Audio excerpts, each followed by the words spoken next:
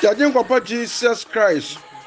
And then you may Onkwa at the Asita, a yen council at the mount, de Concrono. What don't know my in one so at the Adumon Quano Fran. Send a day so here, my boy. Now, who made us to tea moon? Nakatamada Bogium. No one may acquaint say over 3 and 4. At a concron batampa, and that was it. Dear Srow, a jam pony for war. Not the boy in the best such a different company or so. A Jabama qua on Fran or Massoin. You bet him get tea on Sampano. Near this war, man. The young Quaji Amaya cry. You're ready years to give me a bonfire. Amen. Meden chia at the mamma tear for you now. And there, Namon Concron, and another to me so. Ebeka sache nyamema no watu yamfo de benya no mu benya enkwage amaye kra ne santi ne da dwumadie no onkonkwa to dia amaye se salvation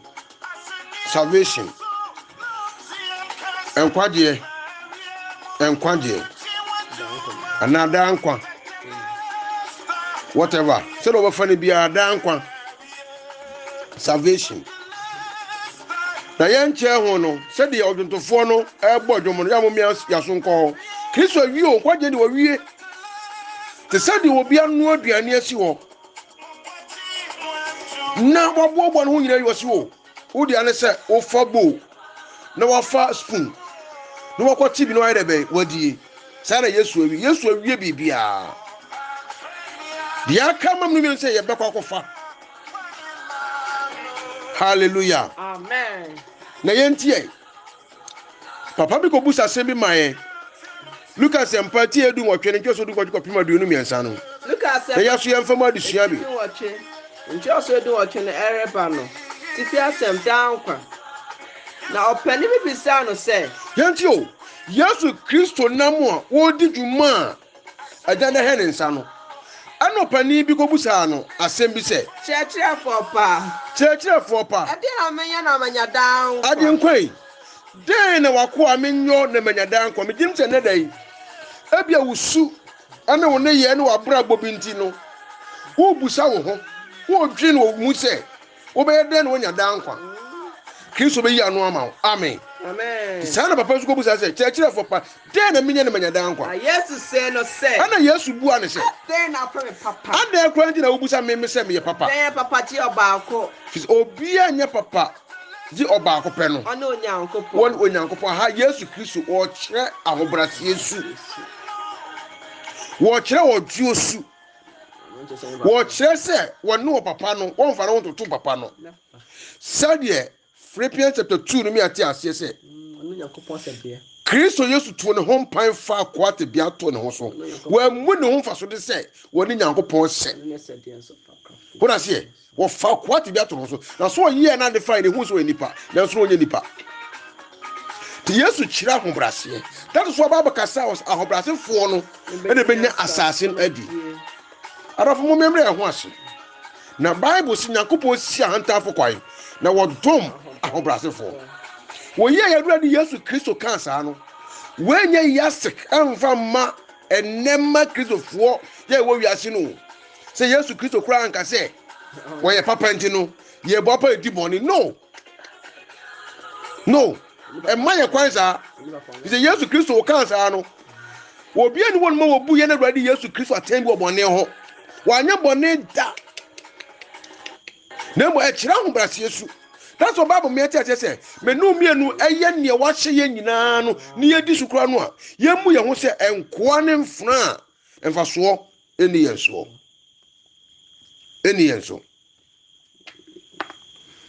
yenti wo busa papa ne say ade na ofre me papa ana wo busa papa ho asem wo biara nye papa o di oba akopɛ no woni nyankopɔn ɛno se say woni me mransɛm no be ma obese unhuru dan kwa nana woni mu mransɛm no den ne ya twere saade se ka mransɛm a mransɛm ye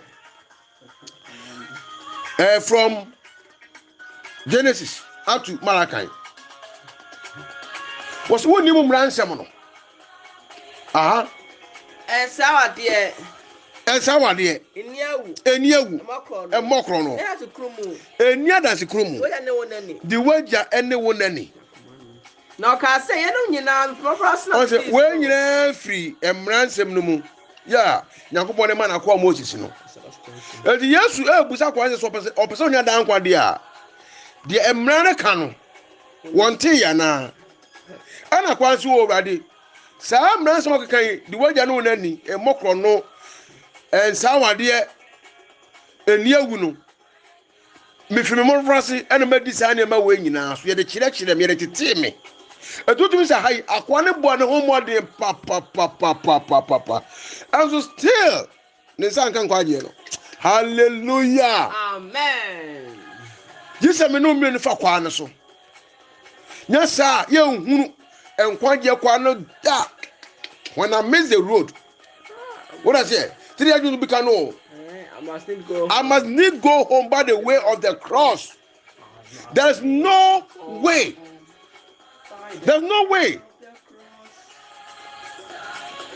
Orafono ekwan bia ni wono mo aka miamu dua kwan so.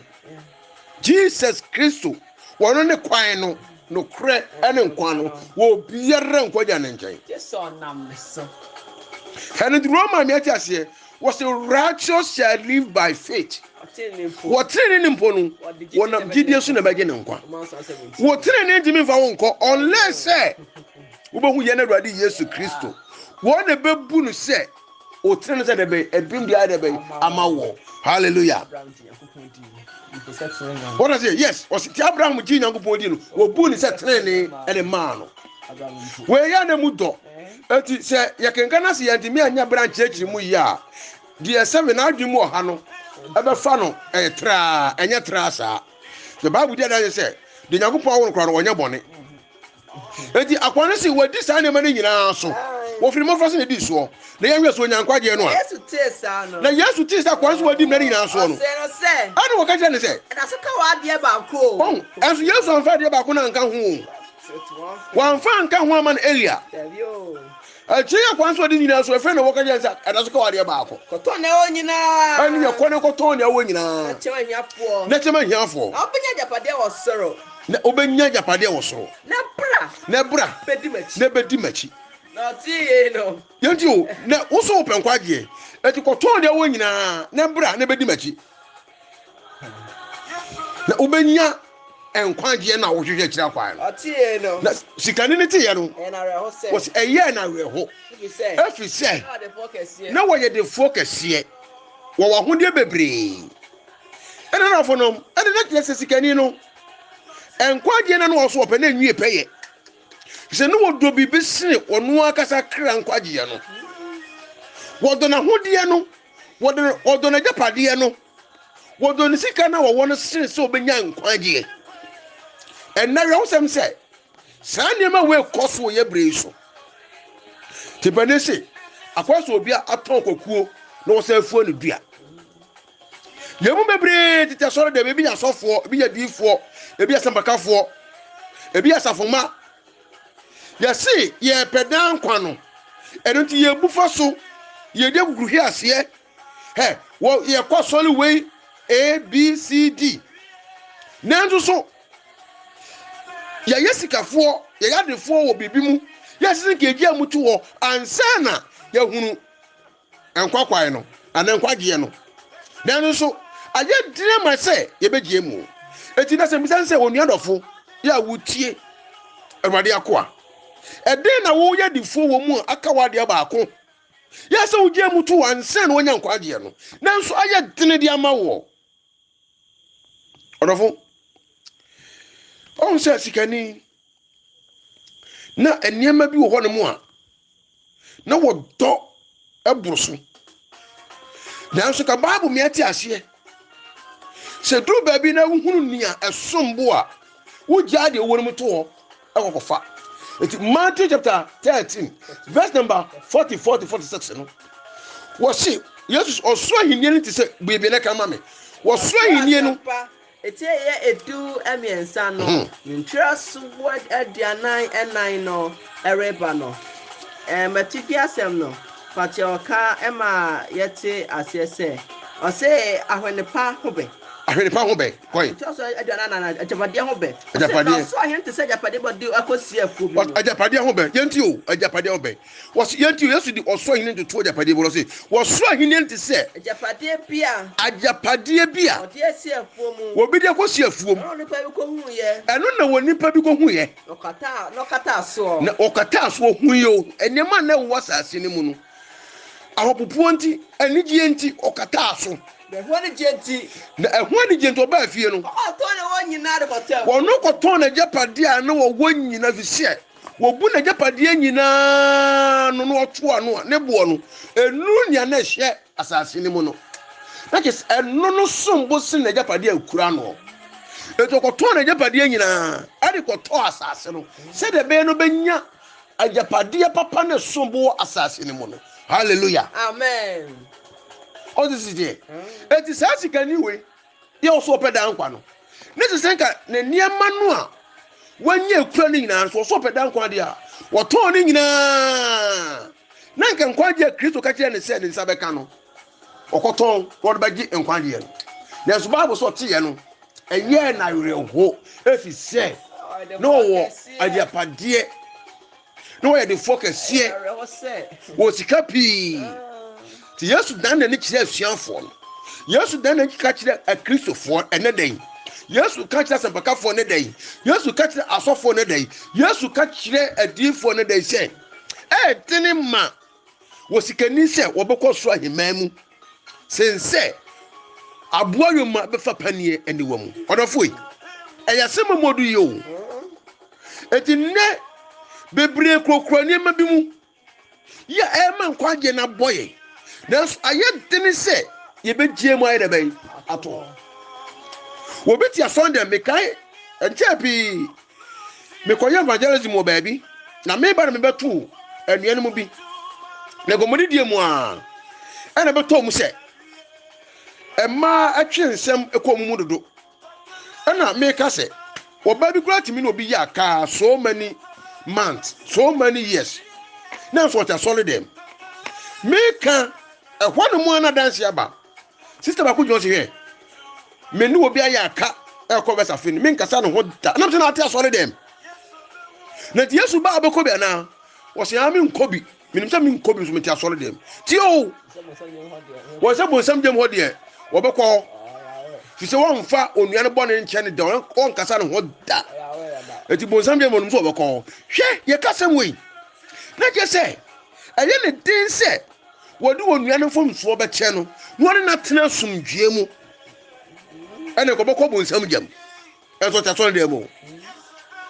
Eti se Bible ka se sika anasa ahode a obi kura ahode no aye akwa ahodo bebre so kwa ahodo bebre so ebi die ye kwa mbone so na enso kura mu so be gie mu no na ye tene de ama no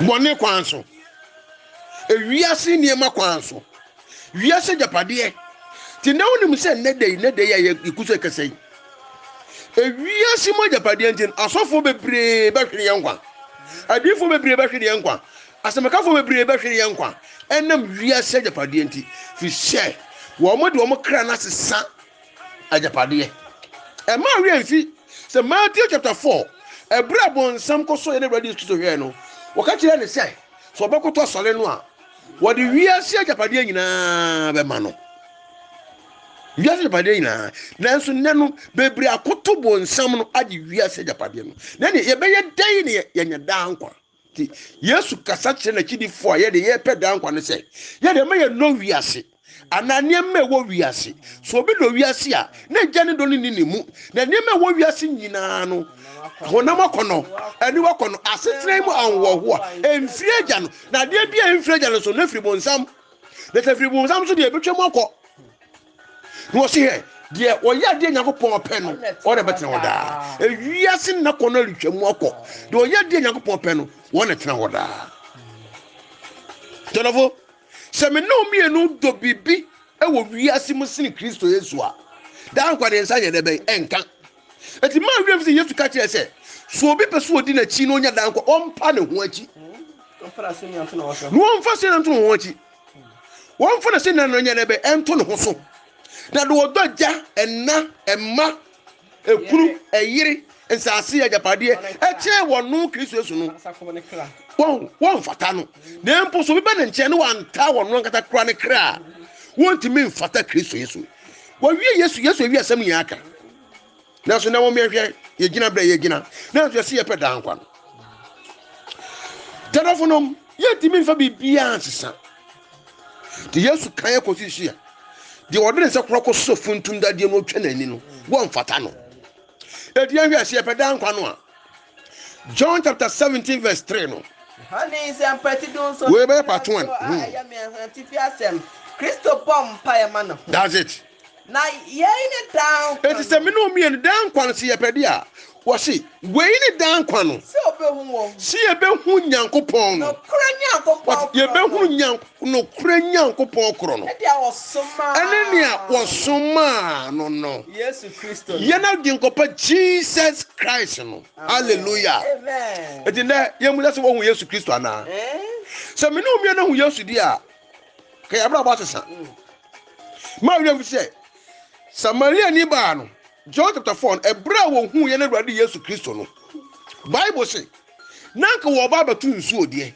nanso ensem a enkwaje wo mo te ye no wo gya so hina no wo nsuo no akọ Samaria kronko bo dawro hallelujah amen odafono wo ti Yesu nsem no na wo ti dan kwa nsem no a wo ba to de kura no fa nyinam wo ba buri se mfa so ni so na adofono Bible kan say den na nipa be masen ne kra se nipa nya wiase ne manyina ohwe ne kra fa so be na wo so Kristo wie nkwaje no it was when the dan kwase be hu Nyankopon tumfo no kore ekro no and in the double Jesus Christ was man na agyan ne manyina hye ne nsa no etiyan John chapter 8 verse number 24 to 30 Hani o ma etie ye wo twene ntoso de onu na akoso adiasa no Yohane asempa ti wo twene ntoso de onu na akoso ni mu adiasa na fiasem Kristo kro aben that's it eti so se be wo boni mu yati o so obi ahu no kra Nyankopon kro no a ye ne Awurade Yesu Kristo no a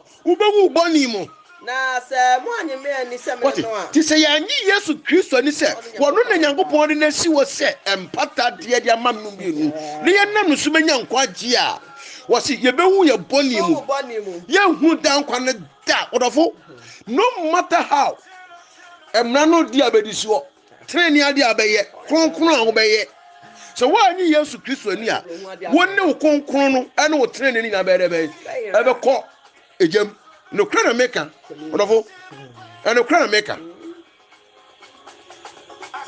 the Bible say wono ne de obubusuefo de be ebem o che se na so obetimi adi ensem no kra so ye kronkron de so a je se wo di Yesu Kristo di the strong boss me tumi adi nya Kristo de be wo shemede it was se mo anyimi ani a na so be prese obedi mra so de akwane di mra no so no a onyada angwa no wo se na wonyada angwa no wo se wo firi mo fase na edi so still no wonya hu nkwaje wura no wonya hu no kura Nyankopon no wonya hu de Kristo Nyankopon de be asoma no no wonya hu ekwan no ye de kọ nkwaje mu no Jesus Christ Cornelius it was ubewu boni mu koswe ana o se na se wona wan ana mu buja se wona wan ina ka se wo je ana Yesu ka chon se ya me prefect ya se me ka me che ya me film da se ma ka kire mu amu nyini no eno na mu so me ka kire mu bo me ho na mo ho nsem pia meka na mabuaten na de osoma me no ye no kwafo na de ametena na nchen no em ka me kire wiase yanti o agya no na soma oba no to se de agya no ade ama oba eno na wo ka ne pepepe na wa hu se agya no ho asem no ka kire won ana so say won say munyama onipa ba no so onyama onipa ba no so a eno na mo be hu se me no onyama onipa ba no so ena mo hu se se me no ene ewiase nyina hu se agyenkwa no wɔne Jesus Christ wɔno no yɛ nam so kɔ hu Nyankopɔn wɔne yɛ nam so kɔ ahemma mu hɔ no mu wɔne yɛ nam so kɔ heaven obi a wɔnye Yesu Kristo ni no wɔnhunu nkwa no da biara da kɔ so na me mama me tini me ye bibi Yesu so mo no ntimi ye bibi o sɛ ne agya no kyerɛkyerɛ me sɛ de agya no ɛkyerɛkyerɛ no de hɛ ne nsa no saa pɛpɛpɛ no nti na me no me so di Yesu di a sɛ de Yesu bɛ kyerɛkyerɛ no saa pɛpɛpɛ na ɛsɛ yɛdi so sɛ de Yesu bɛ kasa kyerɛ no saa na ɛsɛ sɛ kasa sɛ de Yesu bɛ sɛ nanteɛ no saa na ɛsɛ sɛ nanteɛ sɛ de Yesu bɛ sɛ hwadeɛ no saa na ɛsɛ sɛ de bɛ sɛ de sɛ kaateɛ no saa na bɔ hateɛ te awura de Yesu Kristo no wɔno de na brabo bɛ yɛ hwɛsoɔ sɛ de wɔ Yesu tie ma na gya no to wɔte me ni magya yɛ baako eti Yesu yɛ Yesu adi a ɔwɔ sɛ Yesu ne Yesu yɛ sɛ de bɛ ayɛ baako hallelujah amen ɛna kyɛ sɛ yɛyɛ nkɔfoa no adi mu kɔsoɛ na soma me no ɛka me ho wɔte wɔse de ɔsoma me ka me ho na onya me nko fi sɛ meyɛ deɛ so n'ani na ɔrekasa saa no nipa pii agye ne di hallelujah eti nna me nua branch baba wa yɛ wotie Kristo Yesu anu asɛm no wagye Yesu adi ana ɔdafo asɛm no yɛ ka ho asɛm gidie na asɛm no enipu agya o ɛna eni asamado eni soro Kristo de sane emre eben Eduka Revelation chapter 3 verse number 20 no a wasi me gina wakomo apono achi ya me bom so betie na behim nko ade a bebam na afi me no beton se kyeredi anano Yesu Kristo ekwohye Zacchaeus okwohye Zacchaeus yo what's Zacchaeus yentem si for so hwe me nya hwe kwa enne wo fie na meda ɛda no a Zacchaeus abrabɔ sesan ɔrɔfo enne mesrɛ odi Yesu Kristo sudi na wabrabɔ bɛsesa oda yɛ so bɛbam wɔne so ade hunu bɛyɛ ɛbɛbam na nkwagye no ɛbɛyɛ wo ne ofifu nyinaa dia hallelujah amen sɛ na no kore ne so gye Yesu die no nkwagye ɛyɛ wɔne ne fifu nyinaa ɛdia yɛde we bɛyɛ part 1 salvation dankwa part 1 yɛde part 2 no bɛbrɛ mu mo som for Awurade akwasam sɛ gyebri mpɔni Awurade tena num kyerɛw na wɔn hyiaw na Awurade mie kwanya ma me no mienu ne yehu Kristo na wo Kristo hu yɛ yie na wɔn fa yɛntena ne mu na wɔn so yɛ mu tintim aso nkosi awie no na yɛnyankwagye ama yɛkra wonye wodi wo ya hyia fa ba onua na obɛyɛ nhyira Awurade nhyia wo nyinaa amen